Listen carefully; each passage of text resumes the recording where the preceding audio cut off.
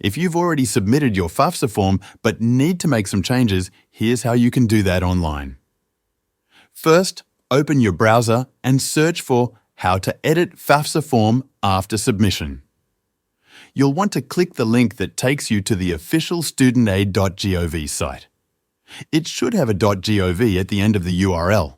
Once you're on the page, scroll down until you find the section that talks about making changes after you've submitted your form.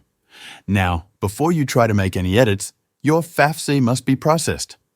If it's still in progress, you'll have to wait until it's been reviewed. Once that's done, you'll be able to go back in and update it. Log into your Student Aid account using your FSA ID and password. Once you're in, you'll see your FAFSA listed on the dashboard. Click on the form you submitted and look for the option to make corrections. That's where you can fix any mistakes or update your information. You might want to edit your form for different reasons. For example, maybe you forgot to sign it, or one of your parents didn't give consent. You can also go back and add or remove colleges, or change your answer to the question about unsubsidized loans. There's also an option to correct your Social Security number, but that one's a bit different.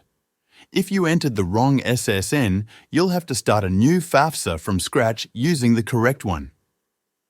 That can't be edited once the form is submitted. And in some situations, like if your family's income has changed a lot since you applied, you might need to update your details to reflect that.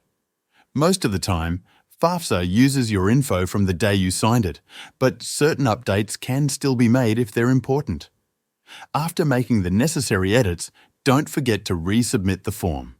And if anyone's signature or consent is still missing, make sure they log in and complete their part too. That is it. Thanks for watching.